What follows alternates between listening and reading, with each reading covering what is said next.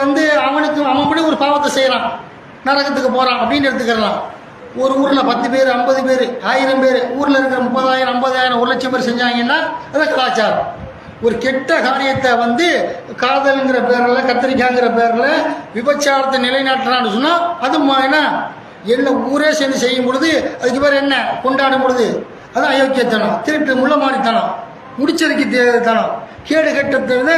அப்படி அரசாங்க போர்வையில் கொண்டு வர்றது, சமுதாய போர்வையில் கொண்டு வர்றது, இதெல்லாம் என்ன பெண்களுடைய கற்புகளை சூறையாடி அந்த என்ன செய்கிறாங்க, கல்லூரி பெண்கள் பள்ளிக்கூடத்து பெண்கள் என்று சொல்லி என்ன செய்யறாங்க, அந்த படிக்கிற வாழ்க்கையை நாசமாக்குறாங்க. இல்லை 8வது 9வது படிக்கிற பிள்ளை எல்லாம் காதலுங்கிற பேரில் எல்லாம் என்ன செஞ்சு அந்த சிந்திக்க முடியாத வயதுகளில் அப்படி போகக்கூடிய நிலைமையை பார்க்குறோம். இது ஒரு கோஷ்டி. நல்லது கெட்டது பிரித்து உணர முடியாத ஒரு வயது. இதான் நல்லது கெட்டது தெரியுமா? தெரியாது. அவனுக்கு எது இந்த பால் உணர்வு மட்டும் தான் தெரியும், புகழுவது தெரியும். இப்படி பார்க்குறோம். அப்போ நம்மளை புகழ்றான், பாப்பா அம்மா செருப்பு கிட்ட அடிச்சிச்சு, அம்மா பேசுனாங்க, பாப்பா பேசுனாங்க, அம்மா அடித்தாங்க. இதுதான் மண்டையில் நிற்குமே எவ்வளோ சிறு பருவத்தில் எதுக்கு அடித்தாங்க, ஏன் பேசுனாங்க, நம்ம நல்லதுக்கு தானே செஞ்சாங்க, நம்ம செஞ்ச தப்புக்காக நம்ம இனிமேல் தவறை செய்யக்கூடாது என்பதற்காக தானே நம்முடைய தாய் தந்தையர்கள் நமக்கு அறிவுறுத்தல் செய்தார்கள். ஒரு சில அடிகள் அடித்தார்கள், காயம்படாத அளவுக்கு அடித்தார்கள். இப்படிலாம் புரிய முடியாது. எவ்வளோ புகழுவான், அதை ஏற்றுக்கிட்டு லவ் என்ன காதல் அது இதுன்னு போய் விழக்கூடிய சூழலை பார்க்குறீங்களா இல்லையா? அந்த நாய் எவனு தெரியுமா? அவன் அப்பா யார் ஆத்தா யார் எத்தனை பேரோட பிறந்தான் தெரியாது. குடிகார பயில லவ் வர காதலனா தேர்ந்தெடுக்கிறது, கஞ்சா குடிகாரனை, சாராய குடிகாரனை, கேடு கட்டவனை, கும்பல பொறுக்கிய, இப்படியெல்லாம் வந்து கூட்டிகிட்டு போய் தெருவில் விட்டு கொலை பண்ணக்கூடிய விஷயமெல்லாம் பார்க்குறோம். வீட்டு படியை தாண்டி போய் இந்த கலாச்சார சீரழிவா இல்லையா? நைட்டோட ஆட்டோ தூக்கி கூட்டிகிட்டு போயிடறான், பைக்கில் வச்சு கூட்டிகிட்டு போயிடுறான். எங்கேயோ போய் கடைசியில் அவன் பாலியல் உறவுகளை வந்து 6 மாதம் மோகம் தீர்ந்த பிறகு 30 நாள் மோகம் 6 மாதம் அந்த பாலியல் வெறி தீர்ந்த பிறகு கொலை செஞ்சிடறான், விபச்சார விடுதலை போய் விட்டுறான்னு சொன்னால் இது அயோக்கியத்தனம் இல்லையா? கலாச்சார சீரழிவு இல்லையா? சீரழிவு யார் கண்டிக்கிறான்? நைட்டில் பிள்ளைகள் வந்து ஃபோனை நோண்டிக்கிட்டு இருக்குது. அதை அவன் இவ்வளோ படிக்கிறான் என்னத்தை படிக்கிறான்? என் பொம்பளை பிள்ளை படிக்கிறான். எங்கே படித்தா? என்னத்தையே கடலை போட்டுட்டு இருக்கான் ஃபோனில், வாட்ஸ்அப் மூலியமாக கடலை போடுறது எல்லாத்தையும் சொல்லுவேன். சமூக சீரழிவில் ஃபேஸ்புக் ஒரு அயோக்கியத்தனம், வாட்ஸ்அப் ஒரு அயோக்கியத்தனம், இன்ஸ்டாகிராம் என்பது அயோக்கியத்தனம், எல்லா மேற்கத்திய கலாச்சாரம். அந்த கேடுகட்ட அயோக்கியர்கள் மனித குலத்தை மிருகமாக வாழ செய்வதற்காக அவங்களுடைய அறிவு சிந்தனைகள் ஆற்றல்களை பெருக்குவதற்கு உண்டான வழிவகை இல்லாமல் அயோக்கியத்தனம், பாலியல் உணர்வு, செக்ஸ் படத்தை பார்க்கறது, கும்மி கண்ணு வீங்கி சாவுற வரைக்கும் பார்க்கறதுக்கு இப்படி தான் விட்டார்களே உடைய நன்மை இருக்குதா? அற்பத்திலும் அற்பம். குரானை ஓதுவீங்க, ஃபேஸ்புக்கில் உள்ள குரானை படிப்பீங்களா? அதில் வரக்கூடிய பயானை கேட்பீங்களா? ஒவ்வொரு ஆப்பை ஏற்றி வச்சு குரான் பயானை கேட்பீர்களா? கேட்க மாட்டான். அந்த அரைகுறையாட முழுசா நிர்வாணம் இப்படி தான் பார்க்குறான். இந்த மாதிரி தான் உலகத்தில் வந்து நபிகள் நாயம் காலம் ஏன் சொன்னாங்க சிறந்த காலம்? நபிகள் நாயம் ஸல்லல்லாஹு அலைஹி வஸல்லம் அவர்கள் சொன்னார்கள், என்னுடைய காலம் சிறந்த காலம், ஏகத்துவ புரட்சி உள்ள காலம், இறை நம்பிக்கை மேலோங்கிய காலம். நான் முகமது நபி ஆகிய நான் இன்று வாழ்ந்து கொண்டிருக்கிறேன்.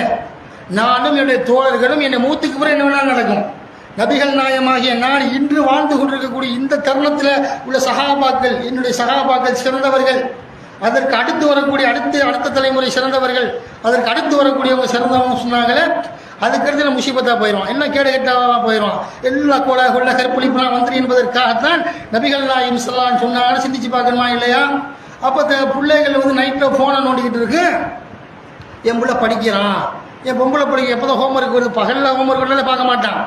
பகல் நேரத்தில் ஸ்கூலில் மிஸ்ஸு மேடம் வாத்தியார் அனுப்பக்கூடியதை பகலில் பார்க்க மாட்டான், சாயங்காலத்தில் பார்க்க மாட்டான், விளையாட போயிடுவான், ஊர்மைக்க போயிடுவான். நைட்டு 1 மணிக்கு, நைட்டு 12 மணிக்கு, நைட்டு 2 மணிக்கு ஃபுல்லாக ஃபோனை திரும்பியாக சொல்கிறது.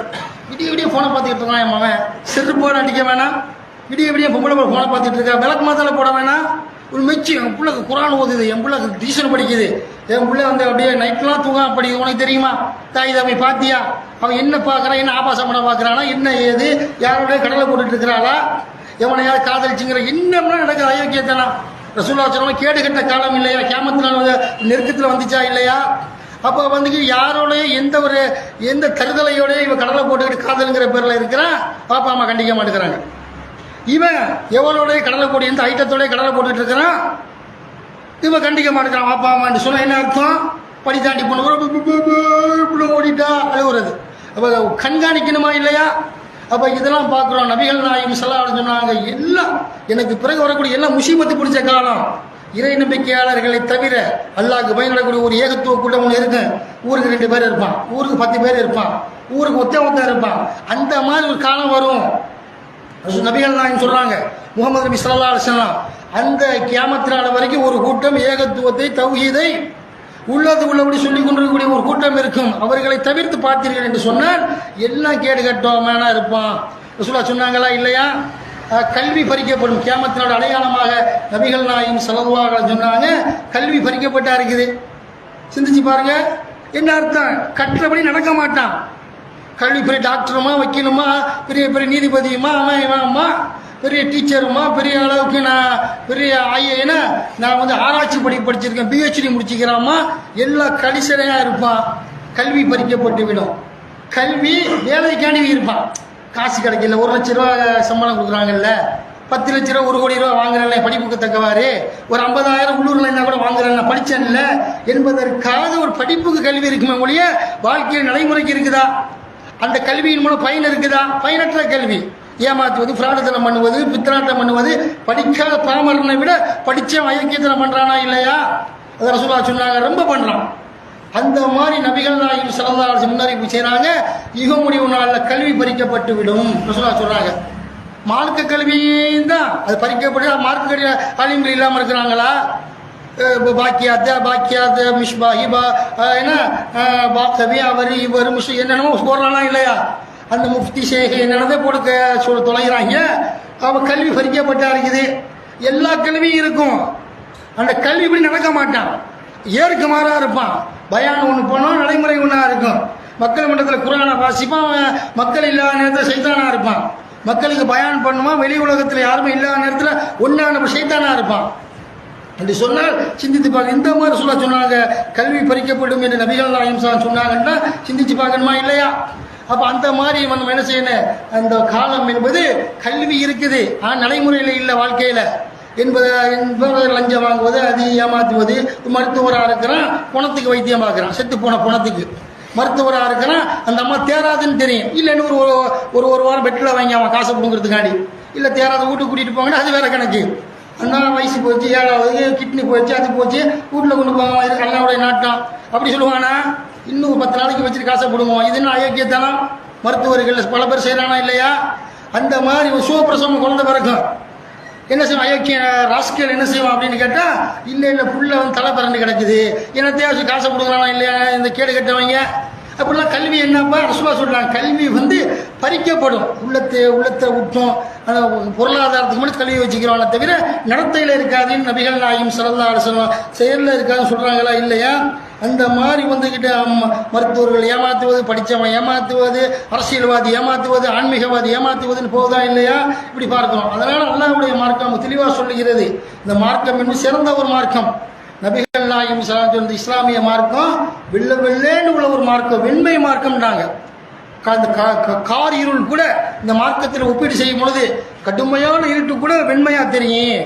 உங்களை பரிசுத்தமான மார்க்கத்தில் விட்டுட்டு போறேன்னு நபிகள் நாயகம் ஸல்லல்லாஹு அலைஹி வஸல்லம் சொல்லியிருக்கிறாங்கன்னு சொன்னா சிந்திச்சு பாருங்க. அப்படிப்பட்ட அந்த மார்க்கத்தில் நம்ம எப்படி இருக்கணும், எப்படி நடக்கணும் பார்க்குறோம். அதுபோல் அல்லாஹ்வுடைய மார்க்கத்தில் அல்லாஹ் பேசுகிறான் குர்ஆன்ல 17வது அத்தியாயத்தினுடைய 70வது இறைவசனம், வலக்கது கர்ரம்னா பனி ஆதம வஹமல்னாஹு ஃபில் பர்ரி வல் பஹரி வரஸக்னாஹு மினத் தய்யிபாத்தி வஃல்லல்னாஹு அலா கஸீரின் மிம்மன் ஹலக்னா தஃலீலா. ஆதமுடைய மக்களை மேன்மைப்படுத்தினோம். அல்லாஹ்வாகிய நான் என்ன செஞ்சேன் அப்படின்னு கேட்டால், ஆதமுடைய மக்களை நான் மேன்மைப்படுத்தினேன், கண்ணியத்திற்குரிய சிறப்பானவனாக ஆக்கினேன். அவர்களை தரையிலும் கடலிலும் சுமந்து செல்ல வைத்த வாகனங்களை கொடுத்தோம், தூய்மையானவற்றை அவர்களுக்கு வழங்கினோம். நாம் படைத்த அதிகமான படைப்புகளை விட அவர்களை சிறப்பித்தோம். அல்லாஹ் சொல்றானா இல்லையா? ஃபல்லல்லாஹு அலா கஸீரின் மிம்மன் ஹலக்னா தஃலீலா. நாம படைத்த எல்லா படைப்பையும் விட ஆதமுடைய மக்களை சிறப்பித்தோம், கண்ணியப்படுத்தினோம், மேன்மைப்படுத்தினோம். மனுஷன்ல பகுத்தறிவு உள்ளவன், நல்லது கெட்டதை பிரித்து பார்க்கக்கூடிய ஒரு அறிவை நம்ம கொடுத்துருக்குறோம். அல்லாஹ் மனிதர்களை பற்றி பேசுறானா இல்லையா? பேசுறான். அல்லாஹ் ரப்புல் 35:6 இப்படி மனிதர்களை எல்லாம் உயர்த்திருக்கிறான்ல. இந்த உயர்த்த அவனுக்கு தகுதியில, அறிவுல அவனை கண்ணியப்படுத்தக்கூடிய இறைவன் அவனுக்கு எதிரியா சைத்தானா அல்லாஹ் சொல்றான்.